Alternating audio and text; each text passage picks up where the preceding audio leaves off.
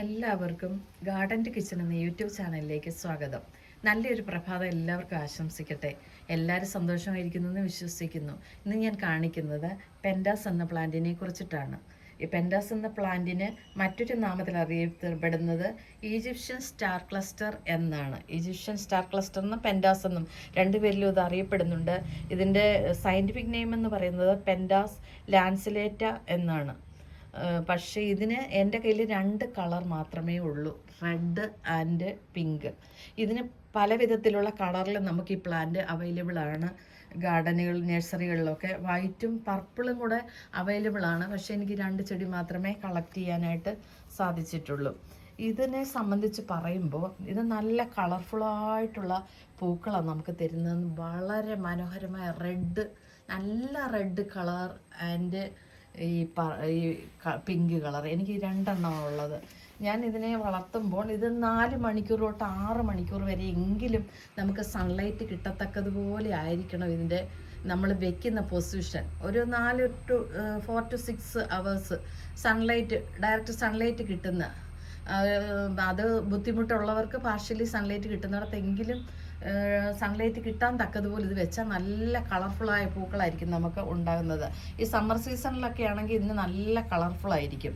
മഴ സമയത്ത് അതിൻ്റെ ചെടി കുറച്ച് ഡള്ളായിട്ട് കാണുന്നത്. ഇതിനെ സംബന്ധിച്ച് പറയുമ്പോൾ ഇതിൻ്റെ മണ്ണ് നനവോടുകൂടി സൂക്ഷിക്കാൻ നമ്മൾ ശ്രദ്ധിക്കണം. ഞാൻ കൊടുക്കുന്നത് ദിവസത്തിൽ 1 പ്രാവശ്യം മാത്രം നനയ്ക്കാറുള്ളൂ. അതൊരു മീഡിയമായിട്ട് ലെവലിലാണ് ഞാൻ നനയ്ക്കുന്നത്. ഒത്തിരി വെള്ളമൊന്നും കൊടുക്കാറില്ല. പിന്നെ ഇതിൻ്റെ മണ്ണ് എപ്പോഴും നല്ല ഡ്രെയിനേജ് ഉള്ള പോട്ടി മിക്സ് ആയിരിക്കണം. ഞാൻ മണല്, ചാണകപ്പൊടി, എല്ലുപൊടി, ചകിരിച്ചോറ് ഇതെല്ലാം കൂടെ മിക്സ് ചെയ്ത് ഒരു പോട്ടി മിക്സിലാണ് ഞാൻ ഈ ചെടി വളർത്തുന്നത്.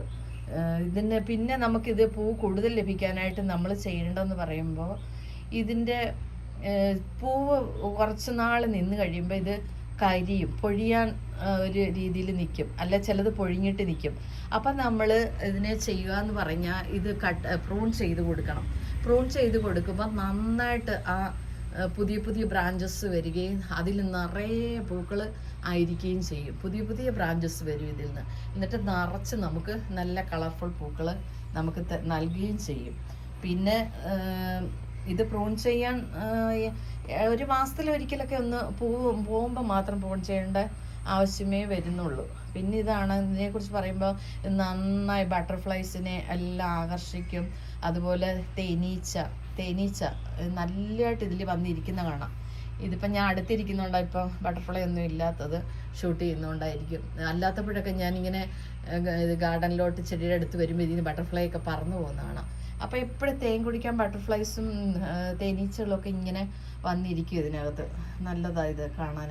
പിന്നെ നമുക്ക് പറയാൻ ഇത് ഈ പ്ലാന്റിനെ കുറിച്ച് പറയുമ്പോൾ വർഷം മുഴുവൻ ഇത് പൂക്കൾ തരുന്ന ഒരു പ്ലാന്റ്. വർഷം മുഴുവൻ പൂവുണ്ട്. ഇതിൽ പൂവില്ലാത്ത സമയമില്ല, എപ്പോഴും ഇതിൽ പൂക്കൾ കാണും. പിന്നെ ഫ്ലാറ്റിലൊക്കെ താമസിക്കുന്നവർക്കാണെങ്കിൽ ഇത് ബാൽക്കണിയിലൊക്കെ വെച്ച് ചെറിയ പോട്ടിൽ, ഞാൻ കണ്ട ഒരു കറുത്ത പോട്ടിലത് വെച്ചിരിക്കുന്നത്. ഇത് ഒരു മീഡിയം സൈസ് ബോട്ടിലാണ് ഞാൻ വെച്ചിരിക്കുന്നത്. അത് നന്നായിട്ട് ബ്രാഞ്ചസ് ഉണ്ട്. ഇതിൽ നമുക്ക് കട്ട് ചെയ്ത് നടാൻ പറ്റും. കട്ട് ചെയ്ത് നട്ടാലും കിളിക്കുന്നതായിട്ട് അറിയുന്നത്. ഇത് കട്ട് ചെയ്ത് നമുക്ക് നടാനായിട്ട് സാധിക്കും. പിന്നെ നമുക്ക് ഇത് ഈസി മെയിൻ്റനൻസ് ആണല്ലോ, ഒത്തിരി നമുക്ക് ബുദ്ധിമുട്ടൊന്നുമില്ല. ഇതിനെ വളർത്താനൊന്നും വലിയ ബുദ്ധിമുട്ടില്ല, കെയർ ചെയ്യാനൊന്നും വലിയ പാടൊന്നുമില്ല. ഇതിനധികം ഫംഗൽ ഇൻഫെക്ഷനോ അങ്ങനെ ഒന്നും ബാധിക്കുന്ന ചെടിയല്ല. പിന്നെ പോട്ടി മിക്സ് ഒന്ന് ശ്രദ്ധിക്കുക, ഡ്രെയിനേജ് ഉള്ള പോട്ടി മിക്സ് കൊടുക്കുക, ദിവസം 1 പ്രാവശ്യം നനയ്ക്കുക. ഇപ്പോൾ 1 പ്രാവശ്യം അസൗകര്യമാണ് നനച്ചില്ലെങ്കിൽ ഇതിന് വലിയ പ്രശ്നമൊന്നും വരത്തില്ല. മണ്ണ് ചെറിയ നനവും ഒക്കെ ആയാലും ഇത് നല്ലത്. ഇതിൻ്റെ ലീഫൊക്കെ കണ്ടില്ലേ, നല്ല ഹെൽത്തി പ്ലാന്റാണ്. ഞാൻ നടുമ്പോൾ നല്ല പോട്ടി മിക്സ് നടും. പിന്നെ ഞാൻ 2-3 മാസത്തിലൊരിക്കലേ വളമൊക്കെ ചെയ്യാറുള്ളൂ. ചാണകപ്പൊടിയും എല്ലുപൊടിയാണ് ഞാൻ പിന്നെ വളമായിട്ട് കൊടുക്കുന്നത്. അല്ലാതെ ഞാൻ അധികം കെമിക്കൽ ഫെർട്ടിലൈസറൊന്നും അപ്ലൈ ചെയ്യാറില്ല. കൂടുതലും ചാണകപ്പൊടിയോ എല്ലുപൊടിയൊക്കെ അത് ചട്ടിയുടെ ചുറ്റും നമ്മളൊന്ന് അപ്ലൈ ചെയ്ത് മാത്രം ആവശ്യമുള്ളൂ. പിന്നെ നമുക്കിതിനെക്കുറിച്ച് പറയാനാണെങ്കിൽ ഇത് മറ്റ് കളർ, ഈ റെഡ് നല്ല റെഡാന്ന് പറയാം. കുറച്ച് ഡാർക്ക് റെഡ്, നല്ല റെഡാണ്.